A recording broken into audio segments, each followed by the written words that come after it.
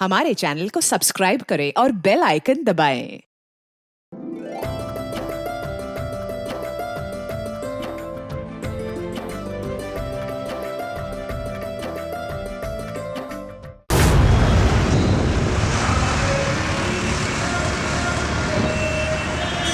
उफ, तुम क्यों इतने सवाल पूछते हो? तुमसे कहा ना कि अपने फ्रेंड के घर पे जा रही हूँ। और सुनो, मोहित को खाना गरम करके दे देना, मुझे आते आते थोड़ा लेट हो जाएगा।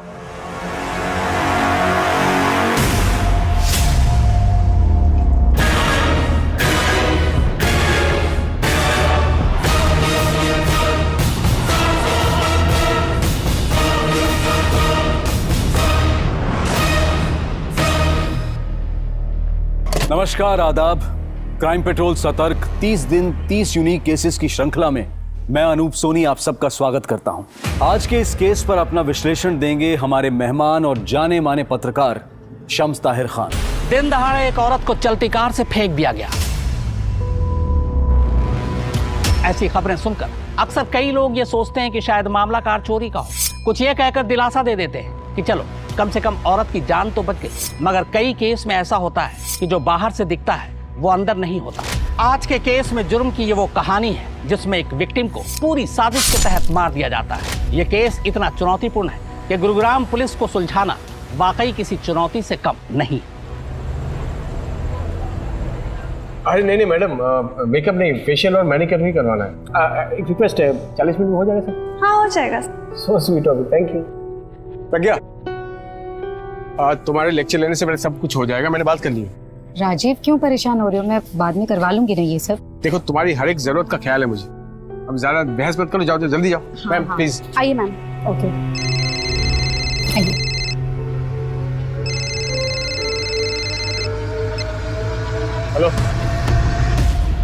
वाह डॉक्टर, बीवी की इतनी परवाह और हमारी फिक्र तक नहीं। जरा हम भी तो देखें फेशियल होता कैसे है।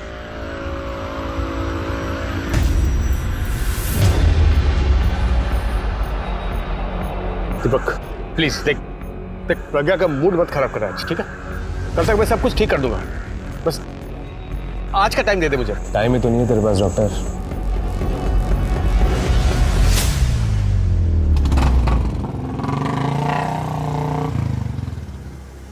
क्या क्या घूर रहा है बे? क्या दिख रहा है? सुट्टा देना यार। राजीव,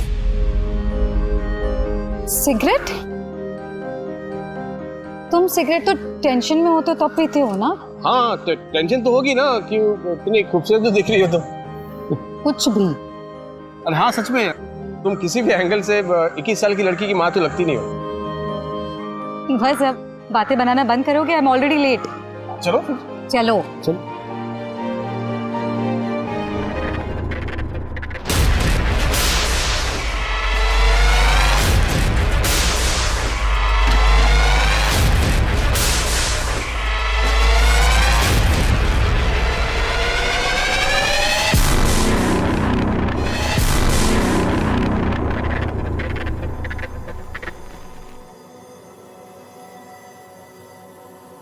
राजीव, हाँ कहाँ हो? अरे ये, हाँ हाँ, डैडी ने सरप्राइज हॉलिडे प्लान किया है, वो भी आपकी फेवरेट जगह मनाली। क्या? मनाली? राजीव, पॉसिबल नहीं हो पाएगा मेरे लिए मनाली का ट्रिप। एग्जाम्स लेने कॉलेज में। हाँ, टिकट ऑलरेडी बुक्ड है डार्लिंग। देखो तुम अपना पैकिंग शुरू करो, हमने तो कर लिया है, मैं अभी आया, ठीक है?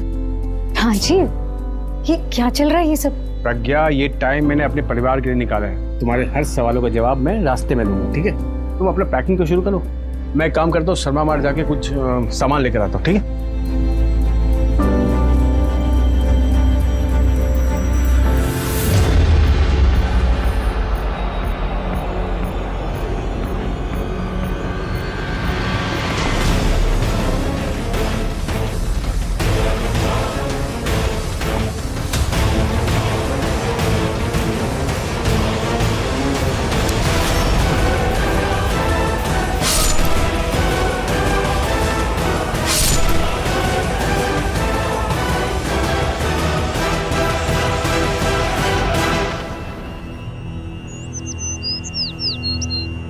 सर मेरा नाम प्रज्ञा सैनी है। मेरे हस्बैंड राजीव कल रात से घर नहीं लौटे हैं। सर शर्मा मार्ट बोल कर निकले थे, उसके बाद बहुत बार फोन ट्राई किया लेकिन फोन बंद आ रहा है। और हम सब कल मनाली जाने वाले थे, फिर अचानक से कहाँ चले जाएंगे? अलका, शर्मा मार्ट का सीसीटीवी चेक करो, पता करो कि राजीव वहाँ पहुंचा भी था या नहीं। सर आप लोग मनाली क्यों जाने वाले? नहीं, इस वक्त वहाँ मौसम काफी खराब। डैडी का सरप्राइज प्लान था कि वो फैमिली के साथ टाइम बिताएंगे। राजीव की किसी के साथ कोई दुश्मनी या फिर आपको किसी पर कोई शक? डैडी होम्योपैथिक डॉक्टर है, उनके तो नेचर में ही है ना लोगों की हेल्प करना। उनका कभी किसी के साथ झगड़ा नहीं हुआ।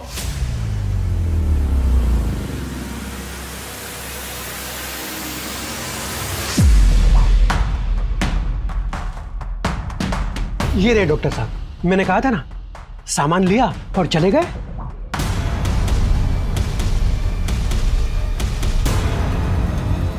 ये फोन किसका आया था? राजीव के कॉल रिकॉर्ड चेक किए, लास्ट फोन कैब एजेंसी से आया था। मतलब राजीव ने कहीं जाने के लिए खुद कैब बुक की थी। कैब एजेंसी से पता करो कि किस ड्राइवर ने राजीव को शर्मा मार्ट से पिक किया। सर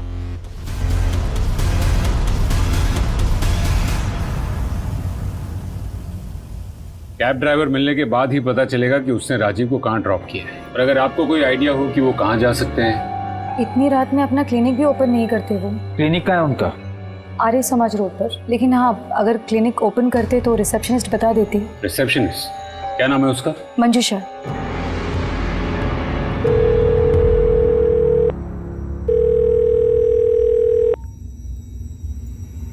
आज माँ तुम्हारे बारे में पुलिस को बताने वाली थी, मैंने रोक दिया। पर ज्यादा दिन नहीं रोक पाऊंगी। तुम्हारी भलाई इसमें कि तुम मुझसे बात करो।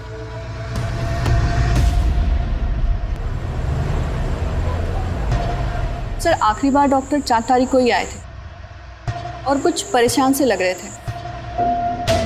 Good morning sir.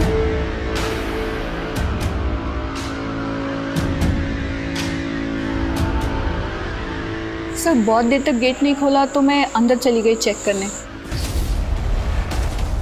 पर वहां पे डॉक्टर साहब तो कुछ और ही। सर क्या है? बिना परमिशन के अंदर कैसे आ गए तुम?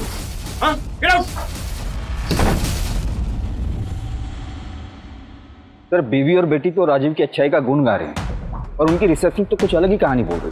4 तारीख को राजीव की जिंदगी में ऐसा कुछ हुआ जिससे वो काफी डर चुका होगा। तो मनाली कोई हॉलिडे नहीं, अपने परिवार को शहर से बाहर ले जाने का एक बहाना था बस। और सर प्रज्ञा ने कहा कि ब्यूटी पार्लर से आने के बाद से राजीव का मूड ऑफ है। 40 मिनट तक राजीव पार्लर के बाहर था। पता करो कि उस पार्लर के आसपास 40 मिनटों में राजीव के साथ हुआ क्या। और हाँ, उसका क्लिनिक भी अच्छे से चेक करो, आखिर वो इस हालत में अपने कैबिन में कर क्या रहा था। जी सर।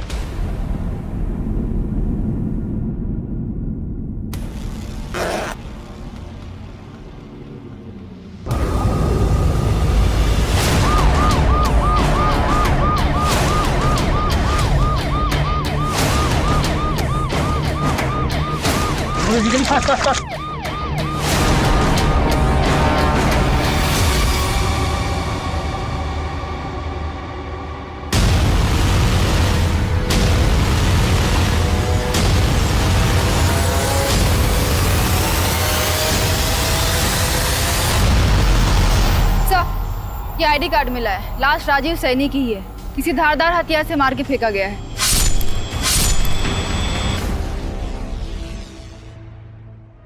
अरे मम्मी की तबीयत खराब है, आज फुटबॉल मैच खेलने नहीं आ पाऊंगा। मम्मी आज का मैच कैंसिल हो गया। अरे तू तो बता रहा था कि बहुत इंपॉर्टेंट मैच है तेरा। अरे छोड़ो ना मम्मी, आज मैं पूरा दिन आपके साथ रहूंगा और आपको इको बैग बनाते हुए देखूंगा।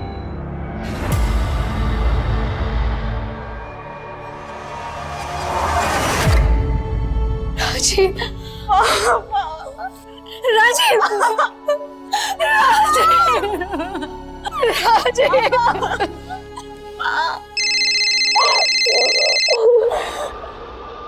गुप्ता बोलो। सर एक सिगरेट वाले ने राजीव को पार्लर के बाहर किसी से झगड़ा करते हुए देखा था और उसकी बाइक पर खोपड़ी वाला स्टिकर था। कल तक मैं सब कुछ ठीक कर दूंगा, आज का टाइम दे दे मुझे। एक मिनट प्रज्ञा जी, आप उस दिन जब पार्लर गई थी आपने किसी को राजीव के साथ झगड़ते हुए देखा था? ठीक है, अब जा सकती है। गुप्ता, उस एरिया में ऐसी बाइक ढूंढो जिस पर ये खोपड़ी वाला स्टिकर। सर, मैं एक ऐसे आदमी को जानती हूँ। कौन है वो? दीपक गुप्ता नाम है उसका, मेरी बेटी पल्लवी का पति। ये बेटी की शादी हो चुकी है, पर ये तो सर, दीपक का मन भर गया था पल्लवी से और पल्लवी से पीछा छुड़ाने की कोशिश करने लगा। पल्लवी ऐसा नहीं चाहती थी, इसलिए पल्लवी की खुशी के लिए राजीव दीपक को कन्विंस करने लगे, उसे बनाने की बहुत कोशिशें की, लेकिन दीपक बहुत साइको है, उससे मैं उसका खुद पर काबू नहीं रहता। किसी भी इंसान का अहंकार उसकी सबसे बड़ी कमजोरी होती है। अहंकार को जरा सी ठेस और इंसान जानवरों की तरह अपना आपा खो बैठता है, और एक बेकाबू जानवर कब, कैसे और कितनी गहरी चोट पहुंचा बैठे, इसका अंदाजा लगाना बेहद मुश्किल है। अब तक की कहानी में विलेन और हीरो के बीच में अंतर कर पाना पुलिस के लिए एक बड़ी चुनौती थी, लेकिन पुलिस ने अपनी मुस्तैदी से डॉक्टर की जिंदगी के ऐसे कई पहलू खंगाल लिए थे जिसके बारे में उसके परिवार तक को पता नहीं था।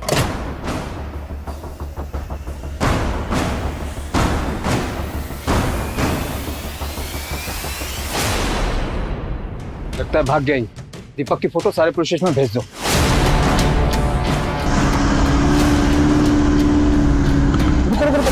पीछे लो।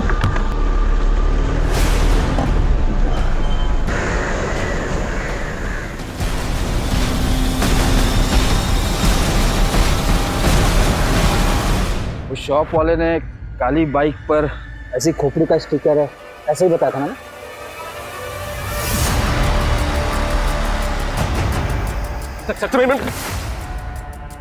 सब भाग नहीं रहा हूँ सर, मैं बाइक के पास आया सर, मेरी बाइक।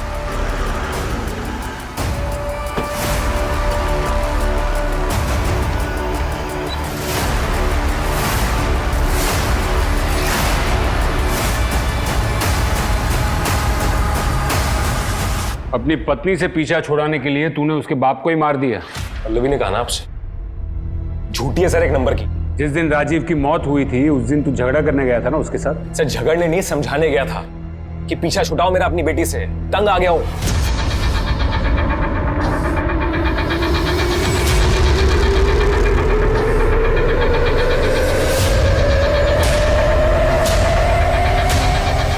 सर पल्लवी चाहती थी कि मैं हर चीज उसके डैडी की कॉपी करूं। उसके हिसाब से तो उसके माँ बाप के अलावा कोई परफेक्ट कपल था ही नहीं। और तो और सर उसने तो मेरे कपड़े भी अपने डैडी के स्टाइल के खरीदने शुरू कर दिए थे। उस दिन तो हद ही हो गई। कहाँ गए थे तुम?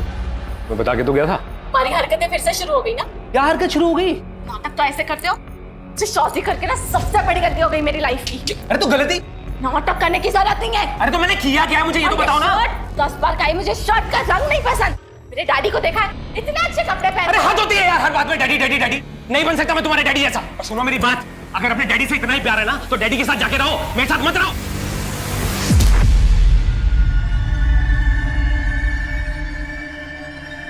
ये देखिए सर, चोट देखिए सर। पति पत्नी के झगड़े में यही होता है, लोग ना हमेशा पति के ऊपर उंगली उठाते हैं। और सर आपको यकीन नहीं आता ना, तो ये देखिए, ये सुनिए यहाँ पे सर। आज माँ तुम्हारे बारे में पुलिस को बताने वाली थी। तुम्हारी भलाई इसमें कि तुम मुझसे बात करो। सर एक मिनट।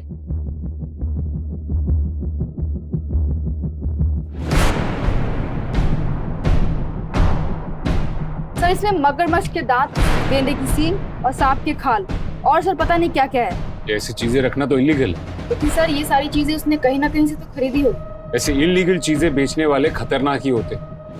शायद उनमें से किसी ने राजीव का खून किया हो। अपने खबरियों को कहो कि इंफॉर्मेशन निकालो, शहर में ऐसा कौन है जो ऐसी चीजें बेचता है। डॉक्टर राजेश सैनी के क्लिनिक में रखे हुए जानवरों के कुछ हिस्से गैर कानूनी तरीके से पाए गए। दामाद दीपक सारी रात गायब रहा। क्या हमें जो सामने दिखाई दे रहा है वही सच, या कहानी कुछ और है? सवाल बहुत सारे हैं। पुलिस अभी तक सिर्फ ऊपरी हिस्से को ही छिल पाई। मुद्दे की तह तक पहुंचने के लिए बाकी हिस्सों को खरोचना अभी बाकी। What would you like? Coffee और टी? नहीं, ऐसे नहीं। ओए राजू, मैं कब से तुझे दुकान पे ढूंढ रहा हूँ और तू यहाँ घर पे बैठे अंग्रेजी की फाड़ रहा है। अरे काका ब्रो, यही अंग्रेजी ना किस्मत चमकाएगी। एक बार बस अंग्रेजी सीख गया ना, अमेरिका जाने से कोई नहीं रोक सकता। You wait and watch. ओए शेख चिल्ली, सपने छोड़, जाके तारे फिक्स कर। अभी से मेहनत करेगा ना तो 50-60 साल में आराम से पहुंच जाएगा। ए काका ब्रो, मेरे और अमेरिका के बीच कभी मत आना, अंडरस्टैंड? 4 लाख की बात है ना, कमा लूंगा। हिलना मत, घुस जाएगा।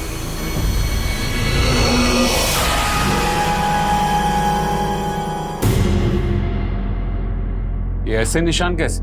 राजीव की हत्या चाकू मार के की गई है, लेकिन ये जो निशान है ना शरीर के ऊपर, ये बहुत पुराने हैं, कम से कम 3-4 हफ्ते पुराने। अक्सर ऐसे निशान शरीर की चमड़ी जलने से बनते हैं। हम नहीं जानते कि डैडी के पास वो चीजें कहाँ से आई। आप इन निशानों के बारे में कुछ जानती?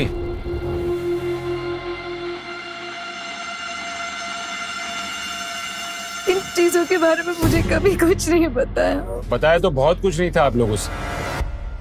वैसे इस घर के बाहर राजीव की एक अलग दुनिया था।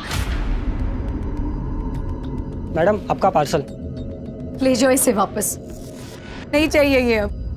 जिसके लिए मंगवाया था ये इस दुनिया में नहीं रहे। डैडी के फोन में दिक्कत आने लगी थी और उनकी क्लिनिक भी अच्छे से नहीं चल रही थी, तो उन्होंने नया फोन ही नहीं खरीदा। माँ और मैंने डिसाइड किया था कि हम उनको नया फोन गिफ्ट करेंगे, पर हमें क्या पता था कि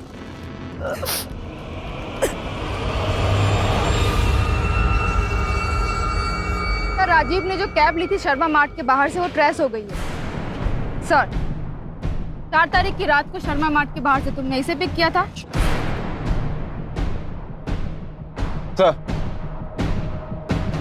सर राजीव का फोन अनलॉक हो गया है, इसमें ये 2 मैसेज मिले। इस दुनिया में तेरा जीने का टाइम खत्म होने वाला है।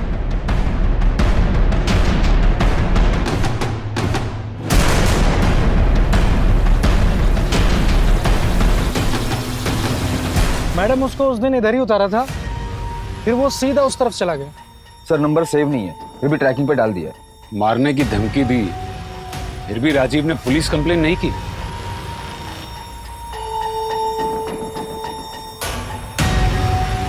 इसको जानते हो? ये तो राजीव भाई है। हाँ जानता हूँ सर। राजीव बहुत अच्छे इंसान, पहले सिर्फ जान पहचान थी मेरी उनके साथ, पर एक बार मेरा एक्सीडेंट हो गया था तो वो खुद मुझे हॉस्पिटल लेके गए थे। उनके मुझ पर बहुत एहसान थे, इसीलिए तो मैं उनकी मदद कर रहा था। कैसी मदद? सर उनको 4 कार चाहिए थे, इसलिए 4 तारीख को सारे डॉक्यूमेंट्स लेकर मेरे पास आए थे। कह रहे थे 6 महीने के लिए बाहर जा रहा हूँ, इसलिए सारी फॉर्मेलिटीज आज ही पूरी करनी होंगी। उसने तुमसे 6 महीने कहा? हाँ मुझसे तो यही कहा। रॉनी, ये तुम्हारे लिए। क्या है मम्मी? फुटबॉल। सच्ची? ये तो मुझे कब से चाहिए था। बेटी की शादी खतरे में थी, क्लिनिक भी सही चल नहीं रहा, फिर भी 4-4 गाड़ियां लेनी थी। क्यों? पापा ने भेजा है? नहीं, वो पवन जी है ना जो हमसे हमेशा बैग खरीदते हैं, उन्होंने भेजा है तुम्हारे लिए। इतने अच्छे अंकल है मम्मी, मैं संतुल लेके जाके खेलूं? जाओ।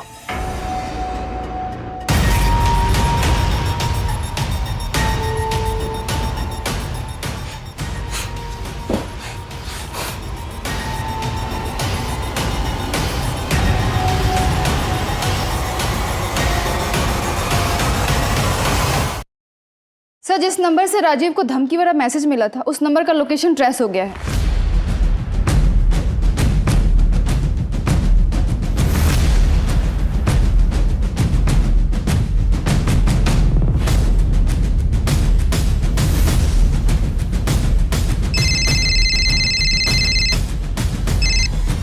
हेलो हेलो मैडम जी।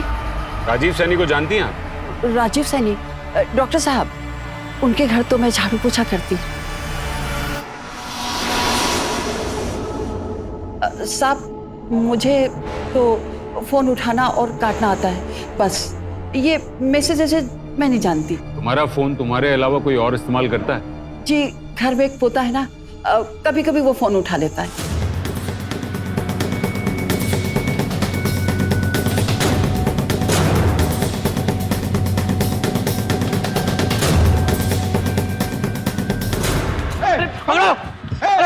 गया, पकड़ो। ये कहाँ भाग गया? हर बार घपला करता है, एक तो पुराना कनेक्शन खराब करता है और उसी को ठीक करवाने का दुगना पैसा लेता है। छोड़ेंगे नहीं उसको। चलो चलो चलो इधर ही। चलो। अरे साहब, दादी को कुछ याद थोड़ी रहता है, वो तो कुछ भी बड़बड़ाती रहती है। अरे गुप्ता, ये किसको लेके आए? ये बेचारा तो मासूम है। क्या कर रहा था? थाने में बैठ के होशियारी। फोन में क्या कर रहा था? Video delete.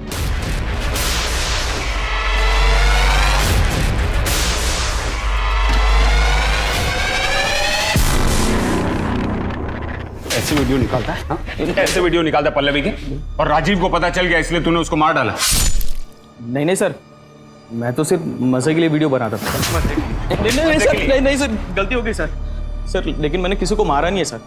उनके ऑलरेडी बहुत सारे दुश्मन थे सर, किसी ने मार दिया होगा उनको। तुझे कैसे पता उसके बहुत सारे दुश्मन थे? उनके क्लिनिक के पास कुछ खबर फैली हुई थी सर कि डॉक्टर साहब उल्टी सीधी दवाई देकर लोगों को बीमार करता है और उनको दिल्ली भिजवा कर उनके अंग निकालवा लेता है सर। सर अफवाह तो थी, इसलिए तो डॉक्टर के पास पेशेंट्स कम आते थे। अफवाह थी, हकीकत ये तो हम पता लगा ही ली। पर राजीव का इन सब से कोई लेना देना नहीं था। नहीं सर, डॉक्टर राजीव तो बहुत अच्छे इंसान थे। डॉक्टर अनिल के वजह से उनकी अफवाह उड़ी। डॉक्टर अनिल? हाँ पल्लवी बोलो। सर मेरी माँ पर किसी ने अटैक किया है। क्या? वो बेहोश है, मैं उनको हॉस्पिटल लेकर जा रही हूँ। हम अभी पहुंचते। आपने देखा उन पर हमला किसने किया? नहीं सर, मैं घर पे ही नहीं थी। जब लौटी तो देखा कि माँ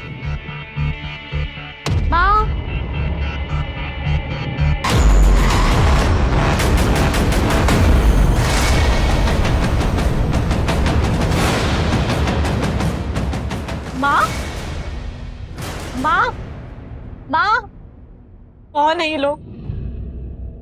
पहले मेरे डैडी को मार दिया, अब मेरी माँ के भी पीछे पड़ गए।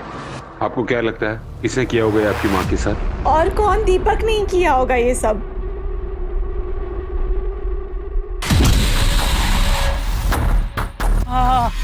काका ब्रो, समझाया था ना मेरे और यूएस के बीच मत आना। देखो तो क्या क्या है। अरे पकड़ो इसे। अरे हट मेरा बचवा। अरे बच्चा, अरे बच्चा।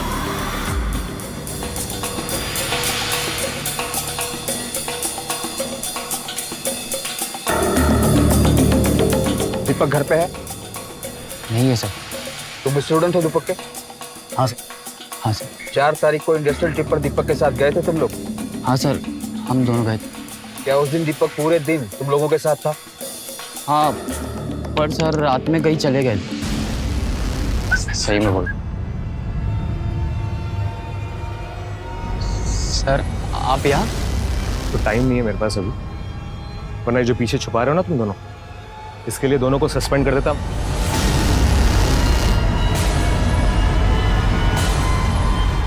रिवॉल्वर परफ्यूम था उनके हाथ में। बॉटल से लग रहा था कि वो लेडीज परफ्यूम है। पता नहीं सर किससे मिलने गए थे। पहला ऑर्डर तो 2 दिन में ही बिक गया। मार्केट में बहुत डिमांड है आपके इको फ्रेंडली बैग्स की। थैंक यू सो मच पवन जी, आप मुझे बहुत ज्यादा हेल्प कर रहे हैं।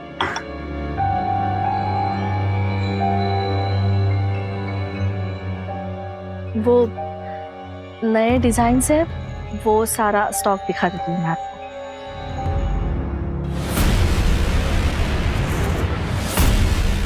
रोनी, रोनी क्या कर रहा है तू? छोड़ दे रोनी, कल हो गया क्या तू? पापा ने मुझे बोला था ये सब करना बुरी बात है, मैं आज कर आपको बैग्स बनाने नहीं दूंगा। रोनी तू क्या कर रहा है? छोड़ दे, छोड़।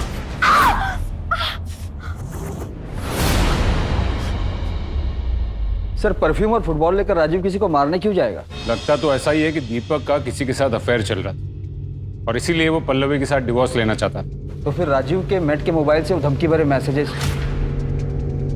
जानवर की चमड़ी, इतनी कितनी चीजों में फंसा था ये राजीव। गुप्ता, इन्हीं में से एक कड़ी हमें राजीव के खूनी तक ले जाएगी। क्या? अरे मुझे मिलना है। अजीब है आप लोग, किसी ने अफवाह फैला दी और आप लोग मुझ पे इल्जाम लगा रहे हैं। आप पर किडनी ट्रांसप्लांट का इल्जाम है। हाँ, मुझे राजीव ने बताया था कोई उसकी इमेज खराब करना चाहता है, उसको बदनाम करना चाहता है। राजीव को तो सुदेश पर डाउट था। सुदेश? राजीव की गाड़ी से सुदेश का एक्सीडेंट हुआ था। जिसके बाद उसको सेक्सुअल प्रॉब्लम हो गई थी, उसकी शादी भी टूट गई थी। राजीव को लगता था कि सुदेश ही अफवाह उड़ा रहा है उसे बदनाम करने के लिए।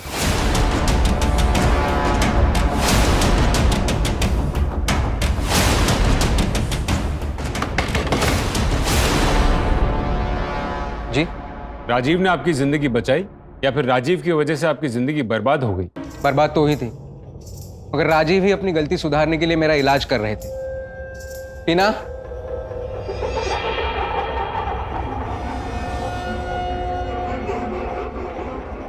इसके साथ मेरी अगले महीने सगाई है। ये खुश है मुझसे। साहब, आप मेरा यकीन कीजिए, ना तो मेरे पास राजीव को मारने के लिए कोई वजह थी, ना ही मैंने उन्हें मारा है। हेलो सर, दीपक के घर से हमें एक हथियार मिला है।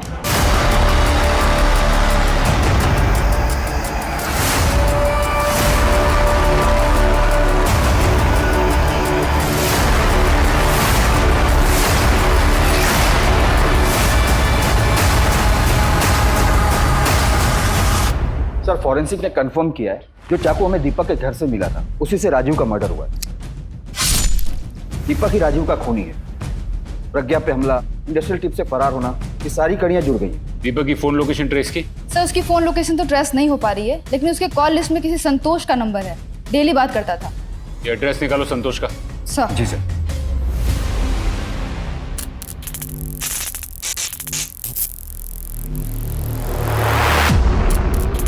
राजू, तुझे कितनी बार मना किया, तू फिर शुरू हो गया। ए मेरी जान, यही तो असली नशा है। मैं 200 नहीं लेता, मैं 500 लेता, 1000 भी नहीं लेता और ना कभी लूंगा। मुझे तो पावर पसंद है, और असली पावर मुझे तुझसे मिलती है।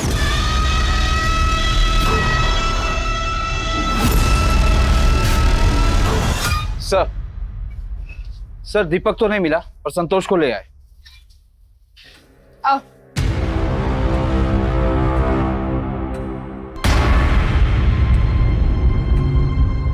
दीपक को कैसे जानती हैं आप? एक दोस्त की पार्टी में मिला था, तब से जानती हूँ। दीपक पर अपने ही ससुर को मारने का इल्जाम, और उसके कॉल रिकॉर्ड्स देखकर हमें यह पता चला कि वो तुमसे बहुत करीब। क्या चल रहा था तुम दोनों के बीच? तुमसे पूछ रहा हूँ, क्या चल रहा था तुम दोनों के बीच? सर, वो अपनी पत्नी से तंग था और मैं अपने पति से। हम कब करीब आए कुछ पता ही नहीं चला।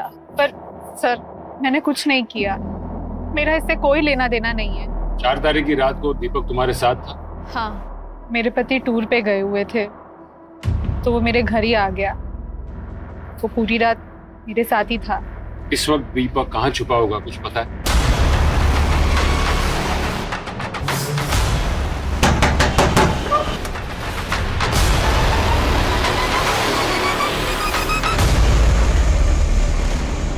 बहुत छुपन छुपाई खेल।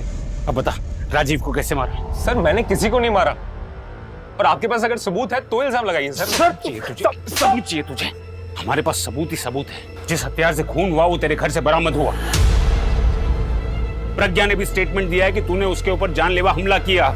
इतने में ना तेरी उम्र कैद पक्की। सब झूठ बोल रही है वो। मुझे पल्लवी ने घर बुलाया था, और जब मैं घर गया तो वहां कोई था ही नहीं। तू रिश्ते सेटल करने गया था या फिर राजीव के परिवार को ठिकाने लगाने? अब तुझे संतोष में नया परिवार जो मिल गया, और वो भी हमारी कस्टडी में। संतोष ने तेरे बारे में सब कुछ उगल दिया है। संतोष पुलिस स्टेशन?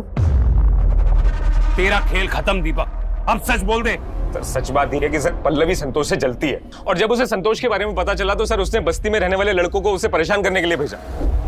सर, मैंने कुछ नहीं किया, सब फंसा रहे हैं मुझे। ये ऐसे नहीं मानेगा, इसकी जम के कुटाई करो, फिर उगलेगा सब कुछ। साहब, मैं सच बोल रहा हूँ साहब, मैंने कुछ नहीं किया, मैं सही बोल रहा हूँ साहब, मैंने सच में कुछ नहीं किया, वो झूठ बोल रही है साहब। मर्डर वेपन मिलने से केस सुलझने की बजाय और उलझता नजर आ रहा है। पल्लवी गुप्ता, एक बेटी जो अब तक एक अबला नारी थी, क्या वो भी इस साजिश में शामिल है अपने पति को फंसाने के लिए? इस केस को देखकर ऐसा लगता है कि पुलिस को एक बार पल्लवी से सख्ती से पूछताछ करनी चाहिए, ताकि दूध का दूध और पानी का पानी हो सके। सर, दीपक तो बेकसूर ऐसी बात की रट लगा कर रखा है, जबकि सारे सबूत उसके खिलाफ है। सवाल भी बहुत है गुप्ता। राजीव उन जानवर के पार्ट्स का करता क्या? उसके शरीर पर वो निशान कैसे है? ये सब उसकी मौत के साथ जुड़े हुए। दीपक संतोष के घर था, मतलब उसने खून नहीं किया। सर, संतोष के घर के आसपास की सीसीटीवी को चेक करवाता हूँ, देखते शायद कुछ मिल जाए। सर सर बचा लीजिए मुझे सर प्लीज। तुम तो सुदेश के घर पे थी ना? इसके साथ मेरी अगले महीने सगाई है। हाँ सर, लेकिन सर मैं उसकी कोई गर्लफ्रेंड या फियांसी नहीं हूँ। मेरी उससे कोई शादी भी नहीं होने वाली थी सर। वो तो मुझे मुंबई से पैसे देकर लाया था मेरे साथ अय्याशी करने के लिए सर। और सर उससे कुछ होता भी नहीं है सर, अल्लाह है पूरा सर। क्या? हाँ सर, और जब मुझे उसकी इस बात पर हंसी आई तो उसने मुझे बहुत मारा सर। मैं बहुत मुश्किल से यहाँ भाग कर आई हूँ सर, मुझे बचा लो।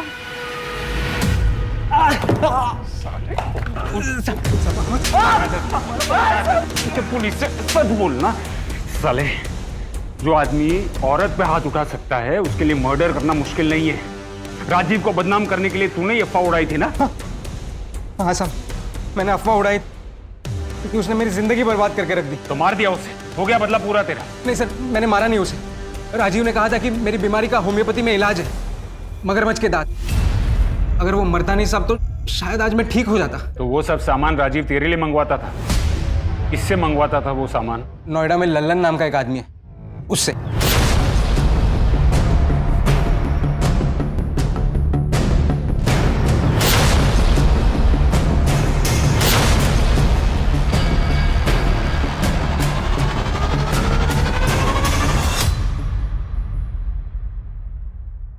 रॉनी, आज के बाद तुम्हें किसी भी चीज की जरूरत हो तो तुम सीधे आके मुझे बोलना।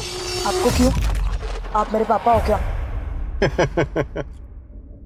तुम्हें पसंद हो तो हो सकता हूँ। मैं तुम्हारा और तुम्हारी मम्मी का पूरा ख्याल रखूंगा। मेरी मम्मी सिर्फ मेरे पापा के साथ रहेगी।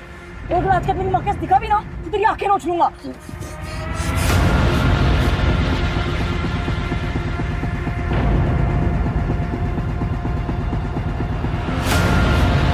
सर आपको तो पता ही है लीगल काम से पैसा कहाँ बनता है, इसीलिए तो इनलीगल करना पड़ता है सर। वैसे भी जानवरों की बहुत डिमांड है मार्केट में। तू राजीव को कब से जानता था और वो ये सब तेरे से कब से खरीदता था? सब राजीव जी से तो पुराना कनेक्शन है अपना। वो अपनी गर्लफ्रेंड के साथ आते थे कभी कभी मेरे फार्म हाउस में रुकने के लिए रात में। गर्लफ्रेंड? तू जानता है उसकी गर्लफ्रेंड को? हाँ सर, मंजू नाम है उसका। बहुत समय से उसको मिला नहीं हूँ, देखा नहीं हूँ, लेकिन हुलिया तो बता ही सकता हूँ। प्रज्ञा जी, 15 साल पहले राजीव का किसी मंजू नाम की औरत से अफेयर था, क्या आप जानती है उसे? जी, राजीव से जब मैं मिली थी तब उनका डिवोर्स हो चुका था और फिर मैंने उनके पास्ट के बारे में जानना जरूरी नहीं समझा। मतलब राजीव की और आपकी दूसरी शादी हुई थी? पल्लवी मेरी ही बेटी है, लेकिन राजीव से वो अपने सगे बाप जैसा ही प्यार करती है। और क्या क्या जानता है राजीव के बारे में? ज्यादा नहीं साहब, लेकिन वो आदमी परेशान था। मैंने उससे पूछा कि कुछ उसको भी वैसी वाली दवाई चाहिए क्या? बोला नहीं नहीं, मैं तो अपना इलाज वो इलेक्ट्रिशियन से करवा रहा हूँ। इलेक्ट्रिशियन? इलेक्ट्रिशियन से कैसा इलाज? मुझे क्या मालूम साहब, करवा रहे होंगे। सर एक मिनट।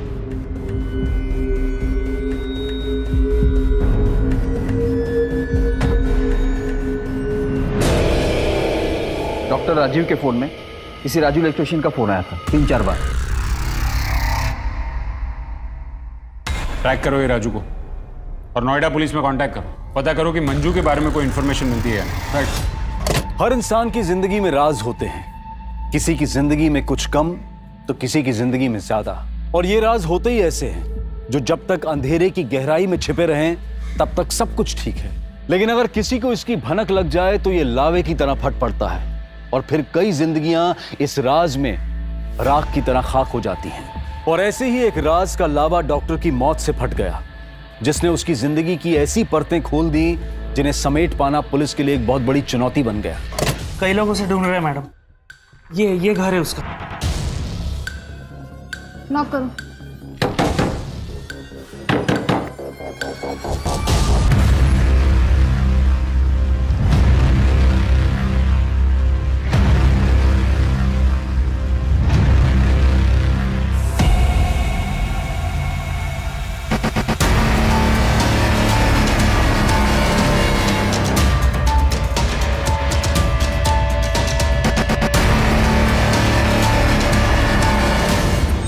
कई लोग खुन्नस खा के बैठे थे इस राजू से, विदेश जाने के लिए पैसों की धांधली करता था। सर एक अजीब बात है, राजू के शरीर पर भी ठीक वैसे ही निशान है जैसे डॉक्टर राजीव के शरीर पे थे। क्या? एक काम करो अलका, पता करो कि राजू का कोई नजदीकी है उस बस्ती में। सर राजू का एक ही सपना था अमेरिका जाने का। जब से डॉक्टर राजीव से मिला था तब से उनका भक्त हो गया था। राजू तुझे अमेरिका जाना है, ठीक है, मैं तेरी मदद करूंगा। देख, अमेरिका जाने के लिए बहुत सारे पैसों की जरूरत होती है। मैं काम करता हूँ, तुझे लोन पर 4-5 गाड़ी दिला देता हूँ, उसे चला, पैसा जमा कर, पैसा बचा, फिर अमेरिका चले जा। पर बदले में तुझे मेरी एक मदद करनी होगी। डॉक्टर को राजू से चाहिए क्या था? शॉक। करंट से खेलेगा तो मरेगा ही ना।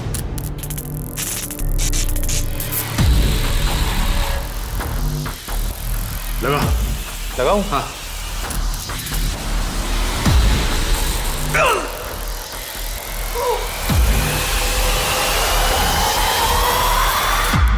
डॉक्टर राजीव का मानना था कि ऐसे बिजली के झटकों से बदन चुस्त तंदुरुस्त रहता है। मतलब डॉक्टर राजीव के शरीर पर जो निशान थे वो इलेक्ट्रिसिटी के थे?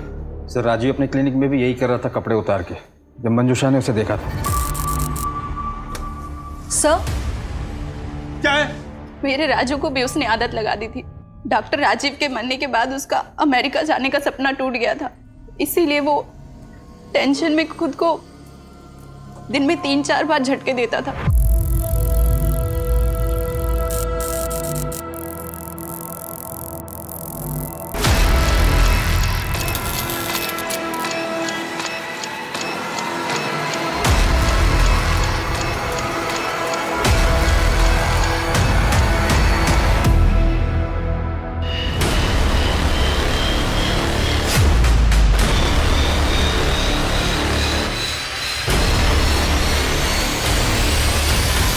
राजीव और राजू ने ये सब करना शुरू कब से किया? करीब 3 महीने पहले। रोनी, क्या किया तुमने पवन जी के साथ? पापा ने कहा था जो आपके पास आने की कोशिश करे वो मेरा दुश्मन है। कहाँ है तुम्हारे पापा? हमें छोड़कर चले गए ना, अब वो कभी भी वापस नहीं आने वाले। झूठ बोल रहे आप, पापा ने प्रॉमिस किया था वो पक्का आएंगे।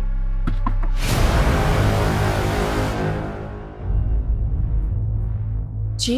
पवन जी ने आपके बेटे के खिलाफ कंप्लेंट की है, आप दोनों को पुलिस स्टेशन चलना पड़ेगा। राजीव इलेक्ट्रिक शॉक लेता था, आपको कुछ पता है इसके बारे में? क्या? राजीव इलेक्ट्रिक शॉक लेते थे? आपको कभी शक हुआ कि आपकी शादी के बाद भी उसका अफेयर हो? मेरे डैडी का कोई अफेयर नहीं था। पल्लवी, वो मेरी माँ से बहुत प्यार करते थे। पल्लवी चुप हो जाओ। मेरे डैडी के कातिल को तो ढूंढ नहीं पा रही, बस आ जाती हूँ उन पर इल्जाम लगाने। पल्लवी चुप हो जाओ।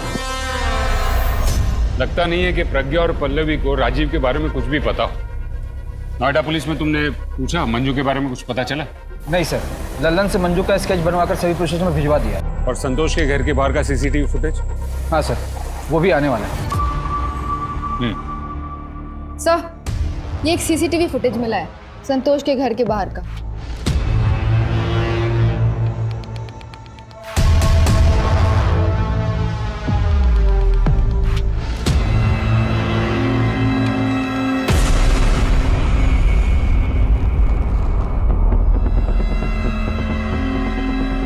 सर मैं सच कह रहा हूं, मैंने कुछ नहीं किया।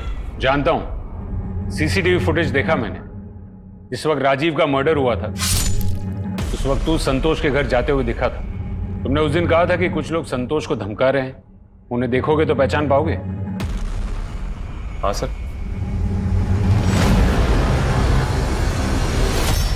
हाँ सर, इनको तो मैं अच्छे से जानता हूं। आपने जो फोटो भेजी थी उससे मिलती जुलती एक औरत और उसका बेटा आया था 2 दिन पहले थाने, लेकिन उनका नाम मंजू नहीं सुनिंदा है।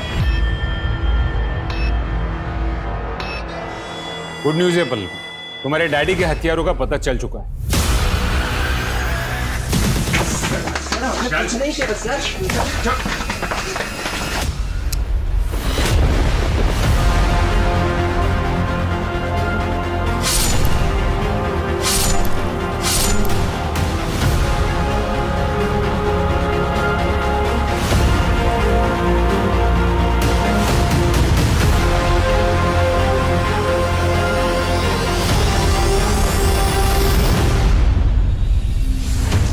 अपना जुर्म भी कबूल कर लिया। पर क्यों मारा उन्होंने मेरे डैडी को?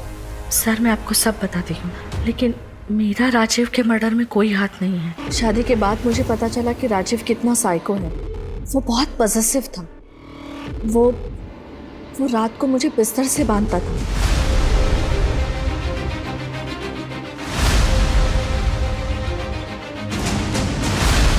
उसे लगता था कि शायद मैं रात में कहीं भाग ना जाऊं। राजीव के साथ रहने में मुझे घुटन सी होती थी, लेकिन अगर डिवोर्स की बात करती तो शायद वो अपने आप को और हमें भी मार डालता। इसलिए मैं अपने बेटे को लेके वहां से भाग गई। मेरे बेटे रॉनी को अभी भी ऐसे लगता है कि उसके पापा आएंगे। तो इसीलिए आपने अपना नाम मंजू से सुनंदा रख लिया, ताकि राजीव आपको ढूंढ ना पाए। 3-4 महीनों पहले कोई औरत आई थी मेरे घर पे।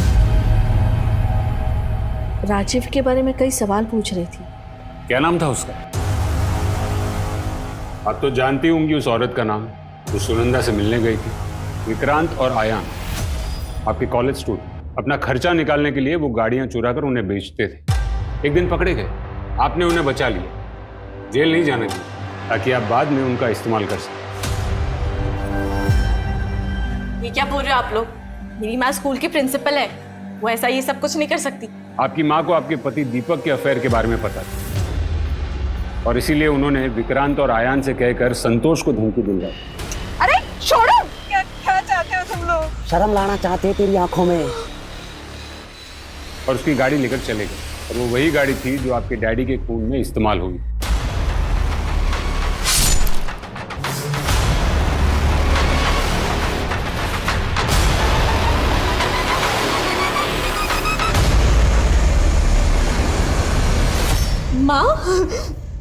माँ क्या ये लोग सच कह रहे हैं? हाँ माँ बोलो कि ये झूठ है। हाँ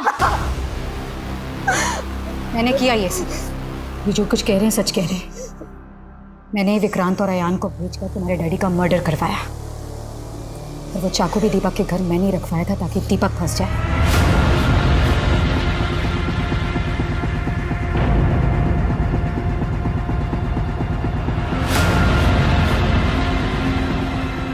क्योंकि ऐसे मर्द यही डिजर्व करते हैं। दीपक पल्लवी को चीट कर रहा था और राजीव ने मेरा जीना हराम कर रखा। मुझे लगा था कि वक्त के साथ सब कुछ ठीक हो जाएगा, लेकिन नहीं। मैंने डिसाइड किया कि मैं राजीव के पास्ट के बारे में जानना चाहूंगी। अब जब कुछ फाइल्स खंगाली तो मुझे मंजू के बारे में पता चला।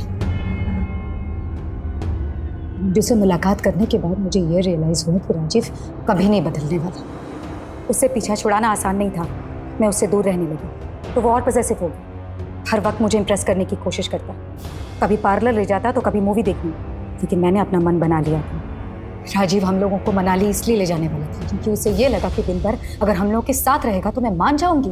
मैंने तभी डिसाइड कर लिया मुझे राजीव के साथ क्या करना है। नहीं, आज ही ठिकाने लगाना होगा उन्हें। कुछ भी करके उनका पीछा करो और मौका मिलते ही ठिकाने लगा दो। अरे वाह, हो गई सारी पैकिंग? पापा भी आ ही रहे हैं। सिर्फ 2 रास्ते थे मेरे पास, या खुद को मार लूं या राजीव को मार दूं। रास्ते तो कई होते हैं प्रज्ञा जी, पर हम उन्हीं रास्तों पर चलना पसंद करते हैं जो आसान होते हैं। और ऐसा ही एक आसान रास्ता आपको जेल की सलाखों के पीछे ले जाएगा।